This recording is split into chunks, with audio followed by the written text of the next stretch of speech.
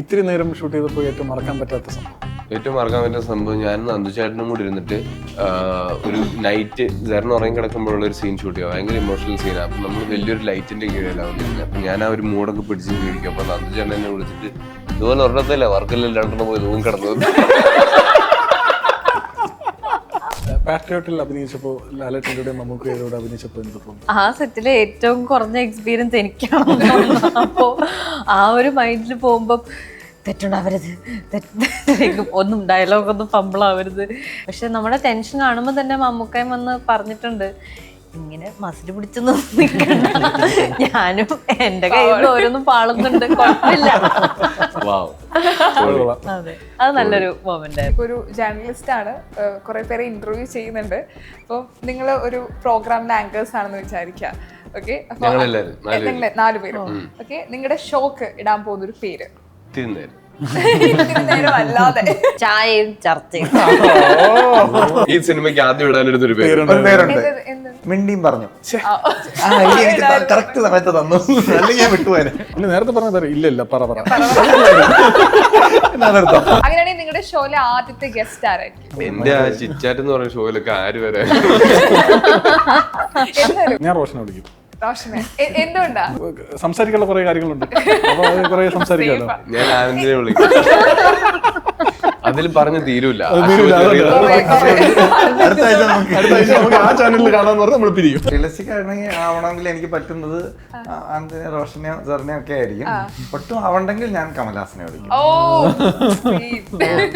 നിങ്ങൾ പരസ്പരം ഇന്റർവ്യൂ ചെയ്ത് കൊള്ളാമെന്നൊരു ആഗ്രഹം മനസ്സിലുണ്ട്. സോ അങ്ങനെയാണെങ്കിൽ ഇന്റർവ്യൂ ചെയ്യാണ്. ആദ്യം പ്രശാന്തിന്റെ അടുത്ത് ചോദിക്കാം. അപ്പൊ ഈ ഇത്തിരി നേരമായിട്ടുള്ള ലോങ് ജേർണി ഏകദേശം ലാസ്റ്റ് ഘട്ടത്തിൽ എത്തിയല്ലോ. ഏറ്റവും വലിയ ലേണിംഗ് എന്താ? ഒരൊറ്റ ഒരു സാധനം, ഏറ്റവും വലിയ ടേക്ക് അവേ? നല്ല ചോദ്യം മാത്രം പോലെ ഉത്തരം വേണോ?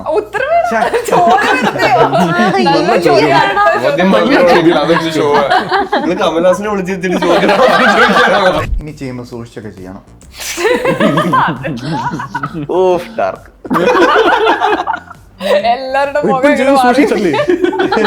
നീ കണ്ടിട്ടുള്ള ഏതെങ്കിലും ഒരു സിനിമയിലെ ഒരു ക്യാരക്ടർ, ആ ആക്ടറിനെ മാറ്റിയിട്ട് നിനക്ക് ചെയ്യാൻ പറ്റും. ഇത് നിനക്ക് മാത്രം കാണാനാണെന്ന് വിചാരിച്ചു. അപ്പൊ കുഴപ്പമില്ല.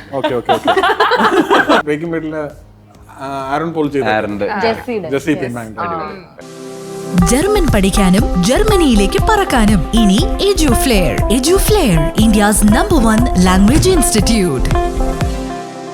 ഹായ്, ഹലോ, നമസ്കാരം. സൈനാസത് പ്ലസിന്റെ എല്ലാ പ്രേക്ഷകർക്കും സ്വാഗതം. This is me Shijina Jose Prakash. ഇത്തിരി നേരം എന്ന ഏറ്റവും പുതിയ ചിത്രത്തിന്റെ വിശേഷങ്ങളുമായിട്ട് ഈ സിനിമയുടെ ക്രൂ മെമ്പേഴ്സ് ആണ് ഇന്ന് കൂടെ ജോയിൻ ചെയ്യുന്നത്. ഒരുപാട് സ്നേഹത്തോടെ സ്വാഗതം ചെയ്യുന്നു. നമസ്കാരം. ടയർഡായിട്ടുള്ളത് എനിക്കറിയാം. ഞാൻ കുറച്ചു മുമ്പാണ് ട്രെയിലറും ടീസറൊക്കെ കണ്ടത്. ഒരു ദിവസം കുറച്ച് ചെറുപ്പക്കാരുടെ ലൈഫിൽ അവരൊട്ടും പ്രതീക്ഷിക്കാതെ ചില സംഭവങ്ങൾ നടക്കുന്നു. അതിനെ ചുറ്റിപ്പറ്റിയുള്ള ഒരു കഥയായിട്ടാണ് തോന്നുന്നത്. ഡയറക്ടറിനെ പറയും, അങ്ങനെ തന്നെയാണോ? ഇതൊക്കെ തന്നെയാണ് എനിക്ക് തോന്നുന്നത്.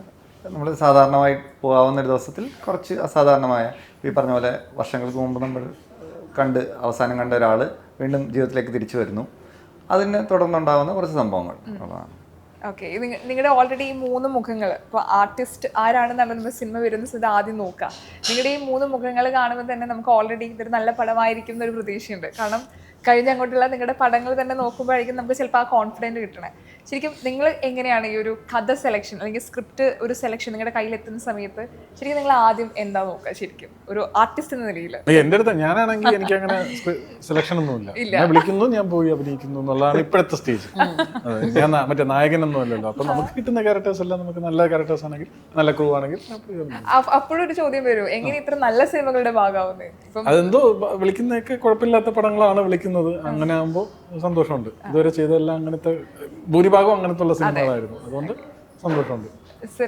ഞാൻ കഥയാണ് കൂടുതൽ നോക്കുന്നത്. സ്ക്രിപ്റ്റ് വർക്കായാലേ ബാക്കിയുള്ള കാര്യങ്ങളൊക്കെ അതൊരു ആഡ് ഓൺ ആയിട്ടാണ് കാണുന്നത്. പക്ഷേ ഏറ്റവും ഇമ്പോർട്ടൻ്റ് ആയിട്ടുള്ള ഘടകം സ്ക്രിപ്റ്റ് തന്നെയാണ്. ഇപ്പൊ ആട്ടം രേഖാചിത്രത്തിന് ശേഷം വരുമ്പോഴേ ഈ ആളുകളുടെ ഈ പ്രതീക്ഷ വളരെയധികം, ഒരു ആർട്ടിസ്റ്റ് എന്ന നിങ്ങളെ എങ്ങനെയാ ശരിക്കും ഫീൽ ചെയ്യുന്നത്? അതിന് ആ പ്രഷറിലേക്ക് ഞാൻ കൂടുതൽ കയറാൻ നോക്കുന്നില്ല. കാരണം ആ പ്രഷറിൽ ഞാൻ ഫോളോ ചെയ്ത് പോയാൽ എൻ്റെ തീരുമാനങ്ങൾ മാറാനുള്ള ഒരു സാധ്യത ഉണ്ടാവും എന്നെനിക്ക് ഇപ്പോഴേ തോന്നി തുടങ്ങിയിട്ടുണ്ട്. അപ്പോൾ എനിക്ക് ഒരു സ്ക്രിപ്റ്റ് എൻ്റെ കയ്യിലേക്ക് വന്നാൽ ഇതെന്നെ ചലഞ്ച് ചെയ്യുന്നുണ്ടോ, ഇതെനിക്ക് വ്യത്യസ്തമായിട്ട് എന്ത് കൊണ്ടുവരാൻ പറ്റും, ഞാൻ ഇതുവരെ ചെയ്യാത്തത്, എനിക്ക് ടീമിനെ ഇഷ്ടമാണോ, ഇതൊരു ചാലഞ്ചായിട്ട് എടുക്കാൻ ഞാൻ റെഡിയാണോ, അതൊക്കെയാണ് ഞാൻ ആ ഒരു ഫാക്ടറായിട്ട് നോക്കുന്നത്. ഓക്കെ, റോഷൻ? പല ഫാക്ടേഴ്സാണ് പലപ്പോഴും ആക്ച്വലി.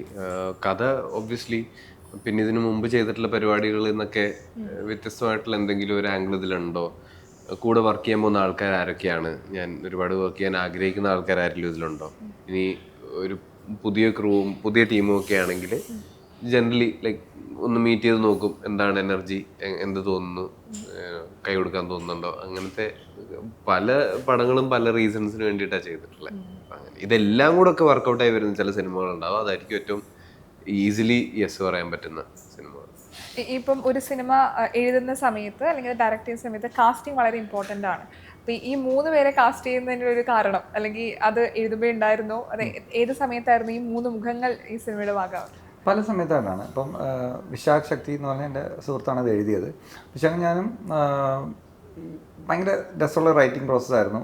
ഞങ്ങൾ അങ്ങോട്ടും ഇങ്ങോട്ടും ഐഡിയാസ് എക്സ്ചേഞ്ച് ചെയ്ത് വളരെ ഈസി ആയിട്ട് നടന്നൊരു പ്രോസസ്സായിരുന്നു. കാരണം അത്രയും എൻജോയ് ചെയ്ത് ചെയ്തതായിരുന്നു. അപ്പോൾ എനിക്കൊന്ന് ഏതോ ഒരു സമയത്ത് റോഷൻ ഞങ്ങളുടെ മനസ്സിലിങ്ങനെ കയറി കൂടിയിട്ടുണ്ട്. അതുകൊണ്ട് തന്നെ ആ ഒരു ഫസ്റ്റ് വേർഷൻ ഓഫ് സ്ക്രിപ്റ്റിൽ റോഷൻ ആയിരുന്നു ക്യാരക്ടറിൻ്റെ പേരും. ചുമ്മാ അങ്ങനെ വന്നതാണ്. അന്ന് ഞങ്ങൾ വളരെ ഇങ്ങനെ ഒരു പിന്നെ ജിയോ ബേബിയിലേക്ക് എത്തിച്ചേരുമ്പോഴാണ് ഈ ഒരു പ്രോജക്റ്റ് ശരിക്കും ഓൺ ആവുന്നത്. അന്ന് ജിയോ വരുമെന്നോ ഒന്നും നമുക്ക് അറിഞ്ഞൂടാ. നമ്മൾ രസമായിട്ട് പറയാൻ ഒരു കഥ പറയാൻ നമുക്ക് തോന്നുന്നു, അതുകൊണ്ട് എഴുതുന്നു എന്നുള്ളതാണ്. അങ്ങനെ റോഷൻ ക്യാരക്ടർ കൊടുത്തു. അങ്ങനെ ആദ്യമായിട്ട് റോഷൻ വായിക്കുന്ന സ്ക്രിപ്റ്റിൽ റോഷൻ എന്നാണ്, പിന്നെ റോഷൻ പറഞ്ഞിട്ടാണ് മാറ്റുന്നത്. അങ്ങനെ റോഷൻ ആദ്യമേ ഉണ്ടായിരുന്നു. പിന്നെ എനിക്ക് തോന്നുന്നു ആനന്ദാണ് വന്നത്. ആനന്ദ് ഈ പറഞ്ഞ പോലെ ആനന്ദിൻ്റെ കുറച്ച് കാര്യങ്ങളൊക്കെ ഞാൻ കണ്ടിട്ടുണ്ടായിരുന്നു. എനിക്ക് ആനന്ദിൻ്റെ രൂപം കൊണ്ട് ഈ ക്യാരക്ടറിന് റെഡി ആവുമോ എന്നുള്ളത്, വെച്ചാൽ ഇത്രയും പൊക്കമൊക്കെ ഉള്ള ആളെ ഈ ക്യാരക്ടറിന് വന്നാൽ ബാക്കിയുള്ള ഒരു ഫ്രെയിമിൽ എല്ലാം കൂടെ നിൽക്കുമ്പോൾ ആനന്ദ് മാത്രം ഒരു ടവറിങ് ഫിഗറായിട്ട് ഇങ്ങനെ നിൽക്കുന്നതൊക്കെ ഉള്ളൊരു കൺസേൺ ഉണ്ടായിരുന്നു. പക്ഷെ വന്നപ്പോൾ എനിക്ക് മനസ്സിലായി ആനന്ദ് വളരെ ആ ശരീരം ഉപയോഗിക്കുന്നുണ്ട്. വളരെ എന്താ പറയുന്നത്, ഒതുങ്ങി നിൽക്കണമെങ്കിൽ ഒതുങ്ങി നിൽക്കാൻ ആനന്ദിന് പറ്റും. അപ്പോൾ അത് കൺഫേം ആയപ്പോഴത്തേനും ആനന്ദ് വിന്നായി. ലാസ്റ്റ് വരുന്നത് സെറിനാണെന്ന് തോന്നുന്നു. കാരണം ഈ ഒരു ചില പർട്ടിക്കുലർ കാര്യങ്ങൾ അതിന് വേണം. അതായത് ഒരു പർട്ടിക്കുലർ ഒരു സോഫിസ്റ്റിക്കേഷനുണ്ട് ഈ ക്യാരക്ടറിന് വേണ്ട. അതായത് കേരളത്തിന് പുറത്ത് ഒരു കൺസിഡറബിൾ എമൗണ്ട് ഓഫ് ടൈം ജീവിച്ച ഒരാളുടെ ഒരു സോഫിസ്റ്റിക്കേഷനുണ്ട്. അത് നമ്മളിങ്ങനെ പറയുന്നല്ല, അത് എന്താണ് ഇംഗ്ലീഷ് സംസാരിക്കുന്നു അങ്ങനെയൊന്നുമല്ല. അത് വളരെ സട്ടിലായിട്ട് വരുന്നൊരു സാധനമാണ്. അത് ഈ ആട്ടം ഞാൻ വളരെ ഏർലി ഒരു സ്ക്രീനിങ് ഞാൻ കണ്ടിരുന്നു. അപ്പോൾ എനിക്ക് തോന്നി ഇയാൾക്കത് ഉണ്ടെന്ന് തോന്നി. അങ്ങനെ അന്വേഷിച്ച് പോയിട്ടാണ് സെറിനെ കിട്ടുന്നത്. അങ്ങനെയായിരുന്നു എൻ്റെ കാസ്റ്റിംഗ്. പിന്നെ നന്ദുചേട്ടനും ഈ പറഞ്ഞ പോലെ കുറച്ച് ലാസ്റ്റായിരുന്നു. അപ്പം ഈ നന്ദുചേട്ടൻ ശരിക്കും പറഞ്ഞാൽ ഒരു റോഷൻ്റെ ക്യാരക്ടറിൻ്റെ, റോഷൻ ജോലി ചെയ്യുന്ന കമ്പനിയിലെ ഡ്രൈവറാണ്. പക്ഷെ അങ്ങനെ ഒരു റിലേഷൻ അല്ല അവർ തമ്മിലുള്ളത്. ഒരു അണ്ണൻ എന്നാണ് അവർ രണ്ടുപേരും അങ്ങോട്ടും ഇങ്ങോട്ടും വിളിക്കുന്നത്. രാജണ്ണെന്നും അനീഷണ്ണെന്നുമാണ് വിളിക്കുന്നത്. അവർ തമ്മിൽ വേറൊരു തരത്തിൽ ഒരു ചേട്ടൻ അനിയൻ പോലൊരു ബന്ധമാണ്. അപ്പോൾ അതിനും അങ്ങനെ നിൽക്കുന്ന ഒരു ക്യാരക്ടർ വേണമെന്നുണ്ടായിരുന്നു നമുക്ക്. അതായത് എന്താണ്, എന്ത് കാര്യം വന്നാലും കൂളായിട്ട് നേരിടുന്ന, കൂടെ ഉള്ളവരെ പ്രൊട്ടക്റ്റ് ചെയ്യാൻ പറ്റുന്ന അങ്ങനെ ഒരു നന്ദുചേട്ടൻ അങ്ങനെ ഒരു പ്രോസസ്സിൽ വന്നു. നന്ദുചേട്ടൻ ഭയങ്കര എക്സൈറ്റഡ് ആയിട്ട് ഏറ്റെടുത്തു. അങ്ങനെയൊക്കെയായിരുന്നു. ഈ ട്രെയിലർ കാണുമ്പോൾ നമുക്ക് പല ക്യാരക്ടറും റിലേറ്റ് ചെയ്യാൻ പറ്റും. അതായത് നമ്മൾ വർഷങ്ങൾക്ക് ശേഷം നമ്മുടെ എക്സിനെ മീറ്റ് ചെയ്യുന്നു. ചിലപ്പം നിങ്ങളൊരു ക്യാരക്ടറിലേക്ക് വരുന്ന സമയത്ത് ആ കഥാപാത്രത്തെക്കുറിച്ച് പഠിക്കുമല്ലോ. ചിലപ്പോൾ നമ്മൾ കണ്ടുമറന്ന കഥാപാത്രമായിരിക്കാം, നമ്മുടെ കൂടെയുള്ള ആരെങ്കിലും ആയിരിക്കാം. ശരിക്കും ഓരോ ക്യാരക്ടർ നിങ്ങളുടെ അടുത്തേക്ക് വരുമ്പോൾ നിങ്ങളുള്ള ഒരു പ്രിപ്പറേഷൻ എങ്ങനെയാണ് ശരിക്കും? ഇപ്പം ഈ ക്യാരക്ടറിൽ വരുന്ന സമയത്ത് തന്നെ ആയിരിക്കും ചിലപ്പോൾ നമ്മുടെ ലൈഫിൽ നടന്ന കാര്യങ്ങളായിരിക്കാം ചിലപ്പോൾ ഉണ്ടാവുക. സോ അതെങ്ങനെയാണ് റിലേറ്റ് ചെയ്യുക? നമ്മൾ ഒരു ആർട്ടിസ്റ്റ് എന്ന രീതിയിൽ സ്ക്രീനിന് മുമ്പിൽ വരുന്ന സമയത്ത് ഒരു ആർട്ടിസ്റ്റ് എന്ന നിലയിൽ നിങ്ങൾ എങ്ങനെയാണ് അതിനെ എടുക്കുന്ന രീതി, ഒരു പ്രോസസ്സിങ് എങ്ങനെയാണ് ശരിക്കും? നമുക്ക് ഒട്ടും പരിചയമില്ലാത്തൊരു ഫീൽഡിലാണ് നമ്മുടെ ക്യാരക്ടർ ആണെങ്കിൽ കുറച്ചുകൂടെ എനിക്ക് അതിനെപ്പറ്റി റീസെർച്ച് ചെയ്യാനോ അല്ലെങ്കിൽ ആ ഫീൽഡിലേക്കൊന്ന് കയറിപ്പോയി ആ ഫീൽഡിലുള്ള പ്രൊഫഷണൽസിൽ എങ്ങനെയെങ്കിലും ഒബ്സർവ് ചെയ്യാൻ കഴിയുന്ന അതായിരിക്കും നമ്മൾ ഹെൽപ്ഫുള്ളായിട്ട് ചെയ്യുന്നത്. എസ്പെഷ്യലി ഈ രേഖാചിത്രം അതുപോലത്തെ ഒരു ക്യാരക്ടറും ഞാനും തമ്മിൽ കുറേ വ്യത്യാസമുണ്ട്. ഞാൻ കുറച്ച് മടിച്ചുമാണ് പണിയെടുക്കാൻ. അപ്പോൾ ആ ഒരു മൂഡിലേക്ക് വ്യത്യാസം ഒരാളെ കൊല്ലണമെങ്കിൽ നല്ല പണിയെടുക്കണ്ടേ? പക്ഷെ അത് ഈ രേഖാചിത്രത്തിലെ ക്യാരക്ടറും ആട്ടത്തിലെ ക്യാരക്ടറും തമ്മിലൊരു എന്താണ് സിമിലാരിറ്റി ഇല്ലെങ്കിലും രണ്ടു പേർക്കും ഒരു ആംബിഷൻ ഉണ്ടല്ലോ. അവരുടെ സിറ്റുവേഷൻ ബെറ്റർ ആക്കാനുള്ള ഒരു ഡ്രൈവ്, ആ ഒരു ഡ്രൈവ് ഉള്ള 2 ക്യാരക്ടേഴ്സുമാണ്. അപ്പോൾ അതിൽ എങ്ങനെ വ്യത്യാസം കൊണ്ടുവരാൻ പറ്റും, ആ ഒരു ഉത്തരവാദിത്തം ഏറ്റെടുക്കേണ്ട ഒരു ആക്ടറിന്റെ ഇതാണ്. എനിക്കും ആക്ച്വലി സെറിൻ പറഞ്ഞ പോയിന്റ് ഉണ്ട്. നമുക്ക് അറിയാത്ത ഒരു സ്കില്ലുള്ള ഒരാള് അല്ലെങ്കിൽ നമുക്ക് അറിയാത്തൊരു മേഖലയിൽ ജോലി ചെയ്യുന്ന ഒരാളാണെങ്കിൽ അത് റിസർച്ച് തന്നെയാണ്. ആ സ്കില്ല് നമ്മൾ പഠിച്ചെടുക്കുക. നമുക്കറിയാത്തൊരു ഭാഷ സംസാരിക്കുന്നതാവാം, അല്ലെങ്കിൽ എന്തെങ്കിലും ഒരു ടാലന്റ് നമ്മുടെ ഇല്ലത്, അത് പഠിച്ചെടുക്കുക എന്നുള്ളതാണ് ബേസിക്. പിന്നെ ബാക്കിയൊക്കെ കുറച്ചും കൂടെ ആ ഒരു എമ്പതി ആംഗിൾ ആണല്ലോ. അതായത് ഈ കഥാപാത്രം എന്തൊക്കെ തീരുമാനങ്ങൾ എടുക്കുന്നുണ്ട് ഈ ഡ്യൂറേഷനിൽ, ഈ കഥയുടെ ഡ്യൂറേഷനിൽ, അതൊക്കെ എവിടുന്ന് വരുന്നതാണ്, അങ്ങനെ തീരുമാനം എടുക്കുന്ന ഒരാളുടെ ചിന്ത എങ്ങനെയൊക്കെ ആയിരിക്കും പോകുന്നത് എന്നുള്ള രീതിയിൽ അങ്ങനെ ഒന്ന് ബാക്ക് ട്രാക്ക് ചെയ്ത് മനസ്സിലാക്കും. നമ്മുടെ ലൈഫിൽ സംഭവിച്ചിട്ടുള്ള കാര്യങ്ങളൊക്കെ ഓട്ടോമാറ്റിക്കലി ഈ സമയത്തിനുള്ളിൽ എവിടെയെങ്കിലും ഒക്കെ ആയിട്ട് ഇതിൽ തന്നെ വന്നോളൂ. ബാക്കി പരിപാടികളിലാണ് നമ്മൾ എന്തെങ്കിലുമൊക്കെ വർക്ക് ചെയ്യേണ്ടത്. അപ്പൊ ഈ റിയൽ ലൈഫിലെ ഇൻസിഡന്റ് ചിലപ്പോഴൊക്കെ നിങ്ങൾ നാളെ ഒരു ക്യാരക്ടർ വരാം, അപ്പൊ ഇത് ചിലപ്പോൾ അത് ഉപയോഗിക്കാം, അങ്ങനെ ചിന്തിക്കോ ഡെയിലി ലൈഫിൽ? കുറച്ച് സൈക്കോ സ്വഭാവം അത് ചെയ്യാറുണ്ടോ? എന്തെങ്കിലുമൊക്കെ സംഭവിക്കും, അപ്പൊ ഇങ്ങനാണല്ലേ എനിക്ക് പലപ്പോഴും ഞാൻ അങ്ങനെ തോന്നിയിട്ടുണ്ട്. ചില ആൾക്കാരുടെ സ്വഭാവങ്ങൾ കുറച്ച് പ്രത്യേകതകളുണ്ടല്ലോ, അതൊക്കെ കാണുമ്പോ ആ ക്വർക്സ് ഒക്കെ കാണുമ്പോ നമ്മൾ വിചാരിക്കും ഇത് അടുത്ത പടത്തില് നൈസായിട്ട് ഇട്ട് കൊടുക്കാം. റോഷൻ പറഞ്ഞ പോലത്തെ ഒരു പരിപാടി അത് ഭയങ്കര ക്രൂരതയാണ് സത്യം പറഞ്ഞാൽ. എന്നാലും അത് ചെയ്യാറുണ്ട്. ചിലപ്പോ ഈ മരണ വീട്ടിലൊക്കെ പോകുമ്പോഴേ നമ്മൾ ചില സാധനങ്ങളൊക്കെ നമ്മൾ എടുക്കാറുണ്ട്. അപ്പൊ അത് പിന്നെ ആലോചിക്കുമ്പോൾ തോന്നുന്നു അത് ഭയങ്കര ക്രൂരതയാണ്. മരണ വീട്ടിൽ പോയിട്ട് നമ്മുടെ തലച്ചോറിൽ എപ്പോഴും ഓടുന്ന സിനിമയാണ്. നമ്മളൊരു സിനിമയ്ക്കകത്ത് നിൽക്കുന്നതായിട്ട് എനിക്കിപ്പോ ഈ ഇന്റർവ്യൂ ഇരിക്കുമ്പോഴും വെച്ചുമ്പോഴെല്ലാം നമ്മൾ സിനിമയിലാണ് നിൽക്കുന്നതെന്നാണ് എന്റെ മനസ്സിലുള്ളത്. അപ്പൊ ഞാൻ എല്ലാം കാണുന്ന ആ ആംഗിളാണ്. അപ്പൊ അവര് ഇങ്ങനെ നോക്കുമ്പോഴും ചില കാര്യങ്ങളൊക്കെ കിട്ടുമ്പോൾ നമുക്ക് നമ്മുടെ ലൈഫിൽ തന്നെ നമ്മൾ അനുഭവിക്കുന്ന ചില കാര്യങ്ങൾ നമുക്ക് ഭയങ്കര വിഷമമുണ്ടാകുന്ന ഒരു കാര്യമായിരിക്കും.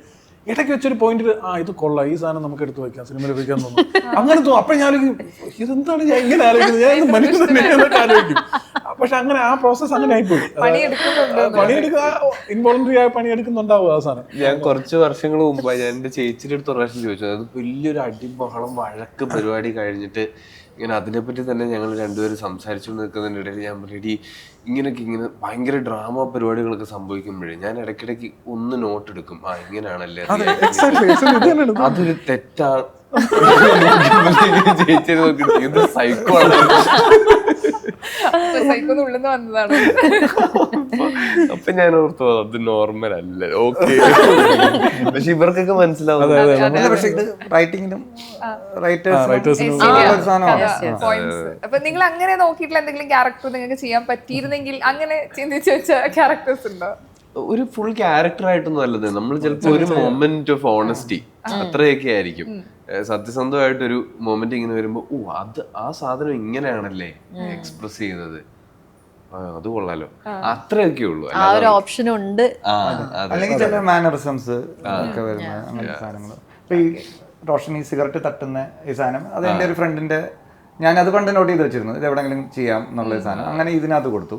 സിഗരറ്റ് എടുത്തിട്ട് ഇങ്ങനെ തട്ടുന്ന ഒരു സാധനമുണ്ട്. അങ്ങനത്തെ ഒരു ഇപ്പൊ മലയാള സിനിമയിലെ ആർട്ടിസ്റ്റുകൾ മറ്റ് ഭാഷകൾ അഭിനയിക്കുന്ന സമയത്ത് നമുക്ക് ഭയങ്കര സന്തോഷമാണ്. അപ്പൊ മലയാളം പോലെ തന്നെ ഹിന്ദിയിലും പെർഫോം ചെയ്യുന്ന സമയത്ത് ഇത് വേണമെങ്കിൽ നമ്മുടെ ഇപ്പോഴത്തെ മലയാളത്തിലെ ടാലന്റഡ് ആയിട്ടുള്ള നടന്മാർ ആ ഒരു കംഫർട്ട് സോൺ ബ്രേക്ക് ചെയ്യാൻ മടി കാണിക്കാറുണ്ട്. പക്ഷെ റോഷൻ ഓൾറെഡി അത് ബ്രേക്ക് ചെയ്ത് പെർഫോം ചെയ്യാൻ വേണ്ടിയിട്ട് എപ്പോഴും ശ്രമിക്കാറുണ്ട്.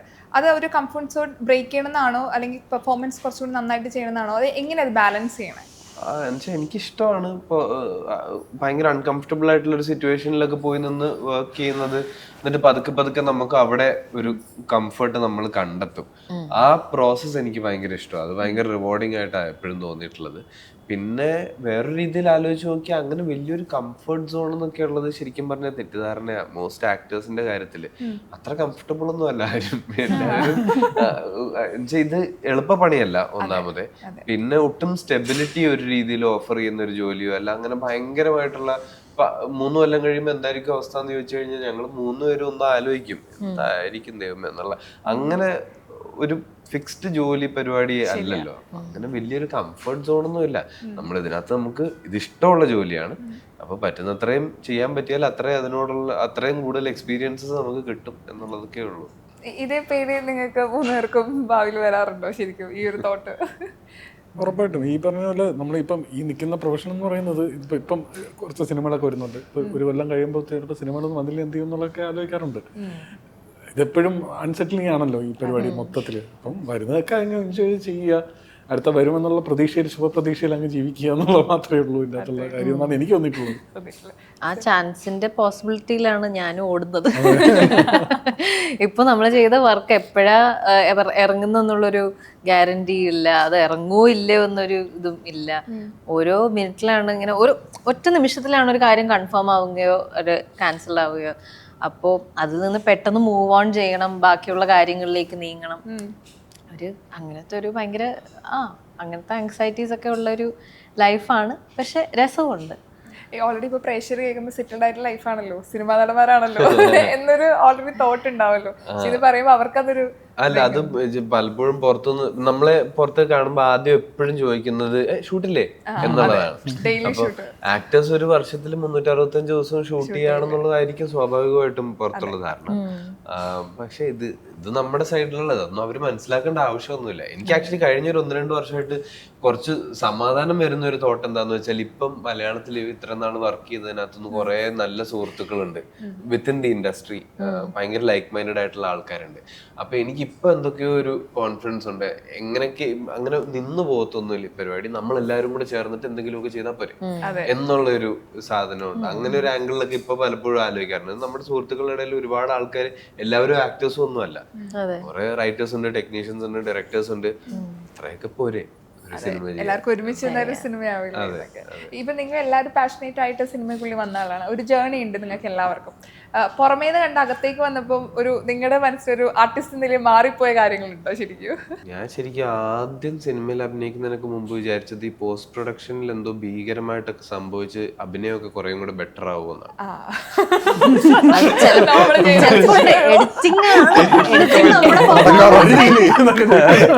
പക്ഷെ ഞാൻ ശരിക്കും വിചാരിച്ചെന്തോ ഭീകര മാജിക് ഒക്കെ സംഭവിക്കും. അപ്പൊ അങ്ങനെ ഞാൻ അടികപ്പിയാര് കൂട്ടുപണിയും പുതിയ നിയമം ഒരുമിച്ചാണ് ഷൂട്ട് ചെയ്തത്. അടികപ്പിയാര് കൂട്ടുപണിയില് ഞാനും നമിത പ്രമോദുമായിട്ടുള്ള ഒരു സീനൊക്കെ ഷൂട്ട് ചെയ്ത് അടിപൊളിയായിട്ടുണ്ട്. ബാക്കിയൊക്കെ പിന്നെ പോസ്റ്റ് പ്രൊഡക്ഷനിൽ അടിപൊളിയാവുമല്ലോ എന്ന് പറഞ്ഞിട്ട് ഇപ്പുറത്ത് നേരെ വന്നു മമ്മൂക്കായിട്ട് ആദ്യത്തെ കോമ്പിനേഷൻ ദിവസം വന്നു. അപ്പൊ എന്റെ ആംഗിളിൽ 1-2 ഷോട്ടുകളൊക്കെ എടുത്തു കഴിഞ്ഞിട്ട് മമ്മൂക്ക വന്നു. മമ്മൂക്കയുടെ ആംഗിളിൽ ഒരു ഷോട്ട് വന്നപ്പോഴത്തേക്കിനും നമുക്ക് പെർഫോം ചെയ്ത് ശരിക്കും സിനിമയിൽ കാണുന്ന പോലെ തന്നെ. അതിൽ ഇനി പോസ്റ്റ് പ്രൊഡക്ഷൻ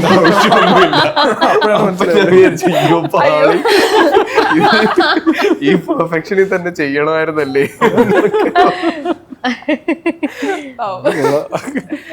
ഞാൻ തിയേറ്ററിൽ നിന്ന് ആദ്യം എൻ്റെ ഫസ്റ്റ് പ്രോജക്റ്റ് ബോംബെയിലായിരുന്നു. ഫാമിലി മാൻ്റെ സീസൺ 1 അപ്പോൾ ഇറ്റ്സ് എ മാസീവ് സ്കെയിലുള്ള ഒരു പ്രോജക്റ്റാണ്. കുറേ ആക്ടേഴ്സ് ഉണ്ട്, കുറേ ക്രൂവിൽ തന്നെ കുറേ പേരുണ്ട്. അപ്പോൾ എനിക്ക് ക്രാഫ്റ്റായിട്ട് ഏറ്റവും പരിചയമുള്ളത് തിയേറ്ററാണ്. അപ്പോൾ തിയേറ്ററിൽ നമ്മൾ തന്നെയാണ് എല്ലാം ഒറ്റയ്ക്ക് സ്വന്തമായിട്ട് ചെയ്യുന്നത്. സ്വന്തമായിട്ട് മേക്കപ്പും കോസ്റ്റ്യൂമും എല്ലാം നമ്മളാണ് അറേഞ്ച് ചെയ്യുന്നത്. പക്ഷേ ഇത്രയും വലിയൊരു സെറ്റിലേക്ക് പോകുമ്പോൾ ഒരു ചെറിയ പണിക്ക് പോലും ഒരു സെപ്പറേറ്റ് ആയിട്ടുള്ള ഒരാളുണ്ട്. അപ്പോൾ അതൊന്ന് മനസ്സിലാക്കാൻ കുറച്ച് സമയം എടുത്തിരുന്നു. ചിലപ്പോൾ വാനിറ്റി തന്നെ അതിൻ്റെ ഡോർ അടയ്ക്കാനും തുറക്കാനും തന്നെ ഒരാളുണ്ടായിരുന്നു. പിന്നെ അംബ്രല പിടിക്കാനൊക്കെ ഒരാൾ. പക്ഷെ അവരെല്ലാം അത് ഓണായിട്ട് അവർക്ക് നല്ല ആ ജോലിയിൽ തന്നെ ഭയങ്കര പ്രൈഡ് ഉണ്ട്. അത് കണ്ടപ്പോഴും ആ എനർജിയിലേക്ക് വന്നപ്പോഴും എനിക്കൊരു നല്ല ഷിഫ്റ്റ്, എൻ്റെ ഒരു മെന്റൽ ഷിഫ്റ്റ് തന്നെ വന്നിട്ടുണ്ടായിരുന്നു. അല്ല, ഞാൻ ഈ സിനിമ നമ്മൾ ആദ്യം ചെയ്തു തുടങ്ങിയപ്പം തൊട്ട് ഓരോന്ന് കണ്ട് അങ്ങനെ പഠിച്ചു. ഇതാണ് ഇതിൻ്റെ പ്രോസസ്സ്, ഇങ്ങനെയൊക്കെയാണ് ഇത് സംഭവിക്കുന്നത് എന്നുള്ള ജേർണിയിലൂടെ പൊയ്ക്കൊണ്ടിരിക്കുകയാണ്. അപ്പോൾ എൻ്റെ ആദ്യത്തെ സിനിമ എന്ന് പറഞ്ഞത് ഈ പറഞ്ഞ പോലെ വൈ എന്നുള്ള സിനിമയാണ് ആദ്യത്തെ സിനിമ 2012. അപ്പോൾ അതിൽ പോയപ്പോഴാണ് ഞാൻ ഇങ്ങനെ നൈറ്റ് ഷൂട്ടൊക്കെ ഇങ്ങനെയാണ് നടക്കുന്നത്. അത് മൊത്തം നൈറ്റ് ഷൂട്ടായിരുന്നു. അപ്പോൾ നൈറ്റ് ഷൂട്ടിന് ഇത്രയും കഷ്ടപ്പാടുണ്ട് എന്നുള്ളതൊക്കെ അപ്പോഴാണ് നമ്മൾ മനസ്സിലാക്കുന്നത്. ഓരോ കാര്യങ്ങൾ പഠിച്ചു വരികയായിരുന്നു. അതുപോലെ തന്നെ രണ്ടാമത്തെ പടമായാലും രണ്ടാമത്തെ പടം നമ്മൾ ആ വൈ എന്നുള്ള സിനിമയിലുള്ളവർ തന്നെയാണ് ഇരുന്ന് ചെയ്തത്, ഹിമാലയത്തിലെ കശ്മീർ എന്നുള്ള സിനിമ. അപ്പം നമുക്ക് കുറച്ചും കൂടെ അറിയാൻ പറ്റും. അതിൻ്റെ തുടക്കം തൊട്ട്, ആ സിനിമയുടെ തുടക്കം തൊട്ട് ഞാനൊരു ഭാഗമായിരുന്നു. എഴുത്തിലായാലും ബാക്കി എല്ലാത്തിലായാലും നമ്മൾ ഇരുന്നിട്ടുണ്ട്. അപ്പോൾ ആ ഒരു സിനിമയുടെ കൂടെ മൊത്തം തുടക്കം തൊട്ട് അവസാനം വരെ എങ്ങനെയാണ് ആ സിനിമ ഉണ്ടാവുന്നതെന്ന് എനിക്ക് ആ സിനിമയിലൂടെ കുറച്ചും കൂടെ പഠിക്കാൻ പറ്റി. അപ്പോൾ അതൊക്കെ കൊണ്ട് അപ്പോൾ എനിക്ക് ബാക്കി കാര്യങ്ങളൊക്കെ മനസ്സിലായി, എങ്ങനെയാണ് ഇത് പ്രോസസ്സ് നടക്കുന്നതെന്നൊക്കെ ഉള്ളത് ആ ഒരു പടത്തോടെ കുറേയൊക്കെ മനസ്സിലായി. അങ്ങനെയാണ് പോയിക്കൊണ്ടിരുന്നത്.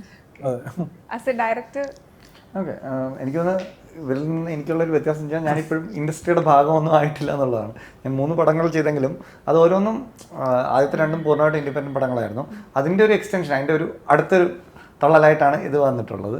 അപ്പം ഇപ്പം ഈ പറഞ്ഞ പോലെ ഞാൻ വലിയ സെറ്റുകളിലൊക്കെ പോയ സമയത്ത് ഞാൻ കണ്ടിട്ടുണ്ട് ഇതുപോലെ ഓരോ കാര്യത്തിനും സെപ്പറേറ്റ് ആൾക്കാർ എന്നൊക്കെയുള്ളൊരു സിറ്റുവേഷൻ. അത് എനിക്കിതുവരെ അങ്ങനെ വന്നിട്ടില്ല. ഇവിടെ നമ്മൾ തന്നെ ഓടി നടന്ന് പല കാര്യങ്ങളും ചെയ്യുന്നു, ലിമിറ്റഡ് ആയിട്ടുള്ള റിസോഴ്സ് വെച്ചിട്ടാണ് നമ്മൾ ചെയ്യുന്നത്. അപ്പം ഈ എന്താണ് എനിക്കൊന്നും ഞാൻ എല്ലാം ഇങ്ങനെയായിരിക്കും നടക്കുന്നത് എന്നുള്ളൊരു സങ്കല്പത്തിൽ ഞാൻ തനിയെ തുടങ്ങുമായിരുന്നു.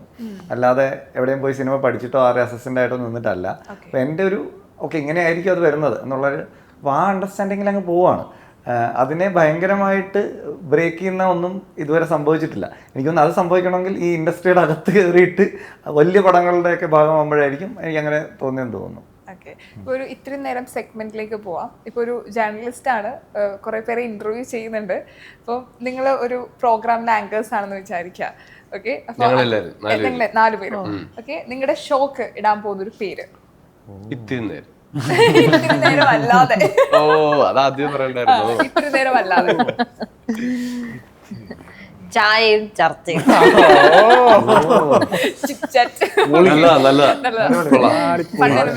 അത് ഏത് മൂഡായിരിക്കും? Serious interview ആയിരിക്കോ? എല്ലാം.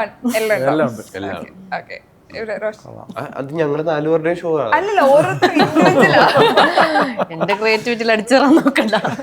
Chit chat. ഓക്കെ,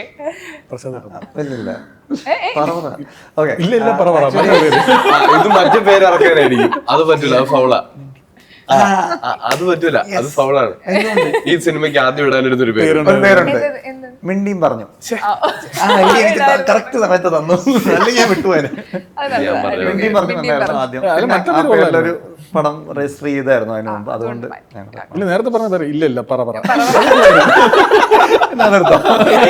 എടുക്കൂട്ടെ ഒരു പുതിയ ഷോ പേരിടാനാണ് ഭയങ്കര പണി. ചേട്ടൻ അങ്ങനെ ഞാൻ ഇത് പറയാം. അങ്ങനെയാണെങ്കിൽ നിങ്ങളുടെ ഷോയിലെ ആദ്യത്തെ ഗസ്റ്റ് ആരായിരിക്കും? എന്റെ ആ ചിറ്റാറ്റ് എന്ന് പറയുന്ന ഷോയിലൊക്കെ ആര് വരെ നമ്മുടെ ഇൻഡസ്ട്രിയിൽ ഒരുപാട് ഫ്രണ്ട്സ് ഇല്ലേ, അപ്പൊ ആരായിരിക്കും ആദ്യത്തെ ഗസ്റ്റ് ആയിട്ട് കൊണ്ടുവരാം? ഫ്രണ്ട്സിനെ തന്നെ വിളിക്കണമെന്നുണ്ടോ? ഇല്ല, ആരും ഇഷ്ടമുള്ള ആരെയും നമുക്ക് വിഷയമല്ലോ. അല്ലോ പറഞ്ഞു, ഞാൻ ആലോചിച്ചോണ്ടിരിക്കുക. ഞാൻ റോഷനെ വിളിക്കും. റോഷനെ എന്തുകൊണ്ടാ?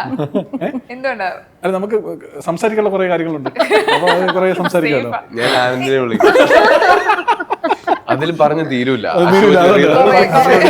അടുത്ത ആഴ്ച നമുക്ക് ആ ചാനലിൽ കാണാന്ന് പറഞ്ഞാൽ നമ്മൾ പിരിയും. എനിക്ക് കുറെ നാളായിട്ട്, ഞാൻ കൊച്ചിലെ എനിക്ക് പത്മലക്ഷ്മി TV ആങ്കറിനെ ഭയങ്കര ഇഷ്ടമാണ്. മാസ്റ്റർ ഷെഫ് കാണുന്ന തന്നെ ചേച്ചിയെ കാണാൻ. അപ്പോൾ അവരുടെ കൂടെ ജസ്റ്റ് അവരുടെ കൂടെ കിച്ചണിലൊക്കെ പോയിരുന്ന് സംസാരിക്കും ലൈഫിനെ പറ്റി. ഓരോ അവർ കുക്ക് ചെയ്യുക മാത്രമല്ലല്ലോ, അവര് അതിനിടയിൽ സംസാരിക്കുന്ന ഓരോ റേഞ്ച് ഓഫ് ടോപ്പിക്സ് ഉണ്ടല്ലോ, അതൊക്കെ നന്നായിട്ട് ഞാൻ എൻജോയ് ചെയ്തിട്ടുണ്ട്. അപ്പോൾ അവര് ഒന്ന് ഇന്റർവ്യൂ ചെയ്യാൻ കഴിയുന്നുണ്ടെങ്കിൽ. ഒട്ടും റിയലിസ്റ്റിക് ആവണമെന്നില്ലല്ലോ. റിയലിസ്റ്റിക് ആവണമെങ്കിൽ എനിക്ക് പറ്റുന്നത് ആനന്ദിനെ, റോഷനെയോ സെറിനെയോ ഒക്കെ ആയിരിക്കും. ഒട്ടും ആവണ്ടെങ്കിൽ ഞാൻ കമൽഹാസനെ വിളിക്കും.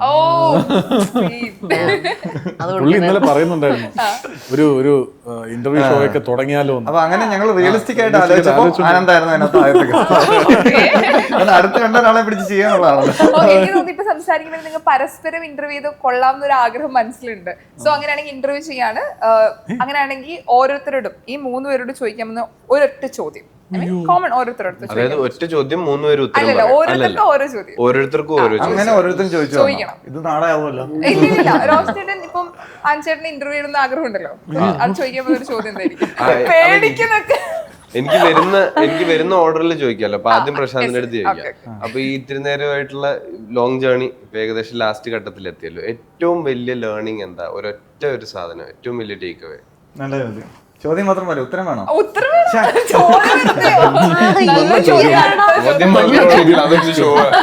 കമൽഹാസനെ വിളിച്ചിട്ട് ഇത് വേറെ സിനിമയിലെ മണിമുള്ള രചന. നല്ല ചോദ്യം. അപ്പൊ ചോദ്യം ഞാൻ എന്തായാലും നല്ല ചോദ്യം പറയാൻ വേണ്ടി ഇരിക്കുകയാണ്. അപ്പൊ ചോദ്യം അതായത് ഇപ്പൊ ഈ സിനിമ ഒരൊറ്റ ഒരു ലേണിംഗ് അല്ലെ, ഒറ്റ ടേക്ക് അവേ. ഒറ്റ ടേക്ക് അവേ ഇനി ചെയ്യുമ്പോൾ സൂക്ഷിച്ചൊക്കെ ചെയ്യണം.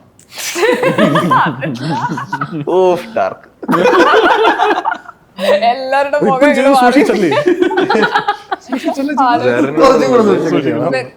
ആക്ച്വലി ആനന്ദിനോടുള്ള ചോദ്യം കിട്ടി. ഏതെങ്കിലും ഒരു അയ്യോ എനിക്ക് നിന്റെ ഉത്തരം ഓൾറെഡി അറിയാം. ഇല്ല എന്തായാലും ഏതെങ്കിലും ഒരു നിനക്കും അറിയാം, നീ കണ്ടിട്ടുള്ള ഏതെങ്കിലും ഒരു സിനിമയിലെ ഒരു ക്യാരക്ടർ ആ ആക്ടറിനെ മാറ്റിയിട്ട് നിനക്ക് ചെയ്യാൻ പറ്റും. ഏത് സിനിമ ആണ്? ഉത്തരം അറിയാന്ന് പറഞ്ഞ ഞാൻ വിചാരിച്ചു നീ നായകന്റെ പറയൂലല്ലേ. എന്നാ ഒരെണ്ണം എന്തായിരിക്കും? ഏതെങ്കിലും അതാ ഒരു രീതിയിലും ആ ആക്ടറിനെ ഇത് നിനക്ക് മാത്രം കാണാനാണെന്ന് വിചാരിച്ചു. അപ്പൊ കുഴപ്പമില്ല. ഓക്കെ ഓക്കെ ഓക്കെ നിനക്ക് വേണ്ടി മാത്രം ഒരു സിനിമ എടുത്തു. അതെ അതെ അങ്ങനെയാണെങ്കിൽ ഞാനത് ഇതിനൊക്കെ പറയാം. പക്ഷെ എന്നാലും ഞാൻ പറയും ബ്രേക്കിംഗ് ബാഡിലെ ആരോൺ പോൾ ചെയ്ത ജെസ്സി പിൻമാൻ. ആക്ച്വലി ഞാൻ ആ ചോദ്യം ആൻസർ ചെയ്തോട്ടെ. അപ്പൊ എനിക്ക് ഫുൾ ഉടായ്പും തരികിടയൊക്കെ ചെയ്യുന്ന ഒരു ക്യാരക്ടർ ചെയ്യണമെന്ന് നല്ല ആഗ്രഹമുണ്ട്. അത് ഉടായ്പ തരികിടയുള്ള ഏറ്റവും ബെസ്റ്റ് ക്യാരക്ടർ ആരായിരിക്കും? അതെ ഫുൾ കുമ്പിടി ഉണ്ട്. പക്ഷെ ആ റെഫറൻസിലെ ഏറ്റവും നല്ല ഓൾറെഡി ചെയ്തിട്ടുണ്ടല്ലോ. അതിന് മുകളിലായിട്ടൊരു സാധനം അവിടെ നിന്ന് എത്തണ്ട, ഏകദേശം അതിന്റെ ഒരു 2 ലെവൽ താഴെ. ഇനി അൻചേട്ടൻ ഈ 3 പേരുടെ ഓരോ ചോദ്യം. ഞാൻ ചോദിക്കാൻ ഓക്കെ. ഇത്തിരി നേരം ഷൂട്ട് ചെയ്തപ്പോൾ ഏറ്റവും മറക്കാൻ പറ്റാത്ത സംഭവം? ഏറ്റവും മറക്കാൻ പറ്റുന്ന സംഭവം ഞാൻ നന്ദുചേട്ടനും കൂടി ഇരുന്നിട്ട് ഒരു നൈറ്റ് സെറിന് ഉറങ്ങി കിടക്കുമ്പോഴുള്ള ഒരു സീൻ ഷൂട്ട് ചെയ്യുക. ഭയങ്കര ഇമോഷണൽ സീനാണ്. അപ്പം നമ്മൾ വലിയൊരു ലൈറ്റിന്റെ കീഴിലാണ് വന്നിരുന്നത്. അപ്പം ഞാൻ ആ ഒരു മൂടൊക്കെ പിടിച്ച് ഇങ്ങനെ ഇരിക്കും. അപ്പം നന്ദുചേട്ടൻ എന്നെ വിളിച്ചിട്ട് ഇതുപോലെ ഒരെണ്ണത്തില്ല വർക്കെല്ലാം 2 പോയി തൂങ്ങി കിടന്നു.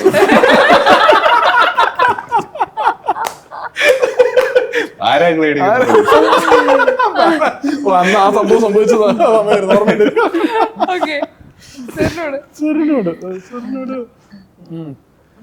സാറിനോട് ചോദിക്കാൻ.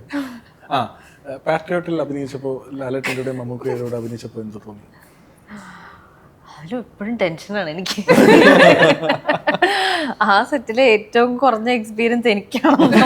അപ്പോൾ ആ ഒരു മൈൻഡിൽ പോകുമ്പം തെറ്റുണ്ടാവരുത്, ഒന്നും ഡയലോഗൊന്നും ഫംബിളാവരുത് എന്ന ആ ഒരു തോട്ടിലാണ് എപ്പോഴും ഇരിക്കുന്നത്. അപ്പോൾ ആ ടെൻഷനിൽ നിൽക്കുമ്പോൾ നമ്മൾ ഇൻഹിബിറ്റഡ് ആവുമല്ലോ, നമുക്ക് ഫ്രീ ആയിട്ടൊന്നും ചെയ്യാൻ കഴിയില്ല. അപ്പോൾ ആ ഒരു ടെൻഷൻ ബ്രേക്ക് ചെയ്യാൻ ഒരു 2-3 ദിവസം എടുക്കും ആ ഒരു റിതമിലേക്ക് കയറാൻ. പക്ഷെ നമ്മുടെ ടെൻഷൻ കാണുമ്പോൾ തന്നെ മമ്മൂക്കയും വന്ന് പറഞ്ഞിട്ടുണ്ട്, ഇങ്ങനെ മസിൽ പിടിച്ചൊന്നും നിൽക്കണ്ട, ഞാനും എൻ്റെ കയ്യിൽ ഓരോന്നും പാളുന്നുണ്ട്, കുഴപ്പമില്ല. അതെ, അത് നല്ലൊരു മൊമെന്റ് ആയിരുന്നു ശരിക്കും. അടുത്ത പ്രശാന്ത് എനിക്ക് ചോദിക്കാനുള്ളത്, ഇനിയൊരു പടം ചെയ്യാൻ അവസരം കിട്ടിക്കഴിഞ്ഞാൽ ഇത് കുറച്ച് സീരിയസ് ഒരു കൊമേഴ്ഷ്യൽ പടം എടുക്കും, അതോ ചേട്ടൻ ആദ്യത്തെ 2 പടങ്ങൾ ചെയ്ത പോലത്തെ ഒരു പടം ചെയ്യും? എനിക്കൊന്ന് രണ്ടും ഞാൻ ഓപ്പണാണ്, രണ്ടും ശ്രമിക്കുന്നൊക്കെ ഉണ്ട്. കൂടുതൽ ഇഷ്ടം ചെറിയ പടം ചെയ്യാനായിരിക്കും. എന്തുകൊണ്ടാണെന്ന് ചോദിച്ചാൽ അതൊരു എന്താ പറയുക, കുറച്ചും കൂടെ നമുക്ക് എക്സ്പ്രസ് ചെയ്യാൻ പറ്റുമെന്ന് തോന്നുന്നു. അത് കുറച്ചും കൂടെ കാര്യങ്ങൾ, ഈ ക്രിയേറ്റീവ് കൺട്രോൾ എന്ന് പറഞ്ഞൊരു കാര്യം, അത് ഇതിനകത്ത് ഭാഗ്യവശാൽ ഇതിൽ കുറഞ്ഞിട്ടില്ല. പക്ഷെ എനിക്ക് അറിഞ്ഞൂടാ, കുറച്ചും കൂടെ വലിയൊരു കൊമേഴ്സ്യൽ പടം ആകുമ്പോൾ അതിനകത്ത് വേറെ ഇൻഫ്ലുവൻസസ് ഒക്കെ വരുവാന്നുള്ളത്. നല്ലൊരു ഇന്റർവ്യൂവർ ആവാൻ പോകുന്നതിന്റെ ഒരു ലക്ഷണം ഞാൻ പലപ്പോഴും ഇങ്ങനെ കണ്ണാടി മുമ്പ് പ്രാക്ടീസ് ചെയ്യാറുണ്ട്.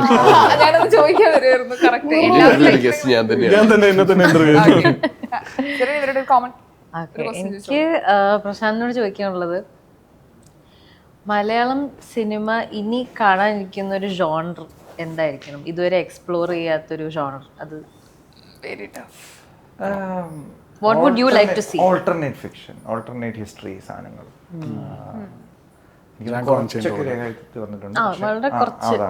അതിന്റെ ഒരു ബേബി സ്റ്റെപ്പ് പോലെയാണ്. പക്ഷെ പക്ക അതെനിക്ക് പണ്ടേ വളരെ ഇഷ്ടമുള്ള സാധനമാണ്. മറ്റേ പടം ആക്ച്വലി എല്ലാരും പറയുമെങ്കിൽ കാലചക്രം എനിക്ക് അങ്ങനത്തെ ഒരു പടമായിട്ട് തോന്നി. ഞാൻ കണ്ടിട്ടില്ല. മറ്റേ ഹിറ്റ്ലറിനെ ഭയങ്കര രസമുള്ള സാധനമായിരുന്നു എനിക്ക്. 2 നായകന്മാരോട് നായകനോ? ഞാൻ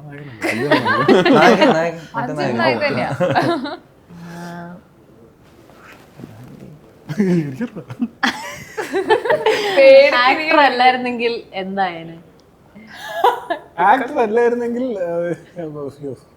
പ്രശ്നമാണല്ലോ. ആക്ടർ അല്ലായിരുന്നെങ്കിൽ സിനിമയിൽ എന്തെങ്കിലുമൊക്കെ ചെയ്യാൻ ശ്രമിച്ചേനെ.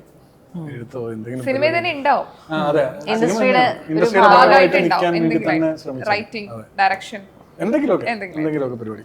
ഓക്കെ. Yes. അവിടെ ആള് വെയിറ്റിംഗ് ആണ്.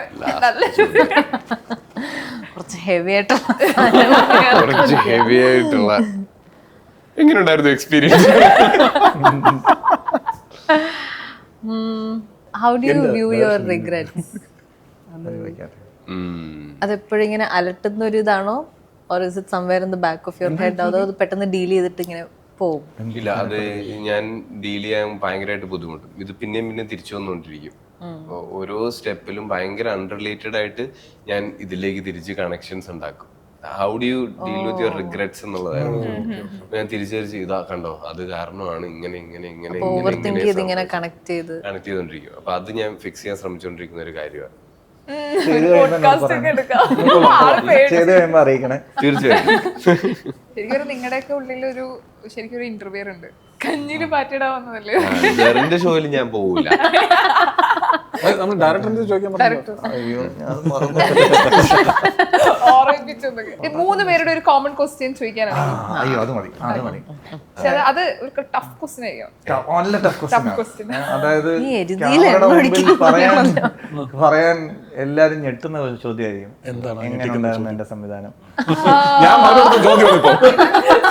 എന്ത് പറയുന്നതിന് ഞാൻ എങ്ങനെയുണ്ടായിരുന്നു എന്റെ സംവിധാനം ചോദിക്കാൻ. അന്ന് നീ തന്നെ ആദ്യം ഉത്തരം. നല്ല മികച്ച സംവിധാനം. നല്ല സംവിധാനം. അടുത്ത ചോദ്യം അത്ര